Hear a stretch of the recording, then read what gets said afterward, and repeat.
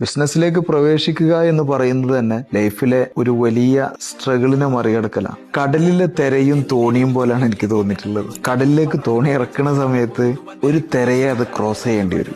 ഇനി തിരയൊക്കെ അടങ്ങിയിട്ട് തോണി ഇറക്കാന്ന് വിചാരിച്ചാൽ അയാൾ തോണി ഇറക്കലുണ്ടാവില്ല. ഇതേപോലെയാണ് പലപ്പോഴും നമ്മുടെ ജീവിതത്തിന്റെ മുമ്പിലുള്ള ചില പ്രതിസന്ധികളെ മറികടക്കൽ അനിവാര്യമാണ്. അത് മറികടക്കുമ്പോഴേ നമുക്ക് മറ്റൊരു വിജയം സാധ്യമാകുന്നുള്ളതാണ്. പല ബിസിനസ്സുകാരുടെയും അവസ്ഥ അങ്ങനെയാണ്. നമ്മൾ ബിസിനസ്സിലേക്ക് വൺസ് നമ്മൾ പ്രവേശിച്ച് കഴിയുമ്പോൾ ലൈഫിലെ ഒരു വലിയ സ്ട്രഗിളിനെ മറികടക്കലാണ്. അതിനുശേഷം ഒരുപക്ഷെ ചിലപ്പോൾ ബിസിനസ് ആകുന്ന നമ്മുടെ ഒരു കമ്പനി ആകുന്ന നമ്മുടെ തോണി ഇങ്ങനെ പോയിക്കൊണ്ടേയിരിക്കും. നമ്മൾ പ്രതീക്ഷിക്കുന്ന പോലെ ആകൂല ഒരുപക്ഷെ നമ്മുടെ മുമ്പിലുള്ള സാഹചര്യങ്ങൾ. കാറ്റിലും കോളിലും ഒക്കെ അത് പെടാൻ സാധ്യതയുണ്ട്. ആ സമയത്ത് മുക്കുവരെടുക്കുന്ന ചില തീരുമാനങ്ങളുണ്ട്. കാറ്റിന്റെ ദിശ നോക്കിയിട്ടാണ് പിന്നെ അവരുടെ തോണി കൊണ്ടുപോകുന്നുള്ളത്. പക്ഷെ അവർക്ക് കൃത്യമായ ഒരു ലക്ഷ്യസ്ഥാനം ഉണ്ടാവും, ഒരു ഡെസ്റ്റിനേഷൻ, ഒരു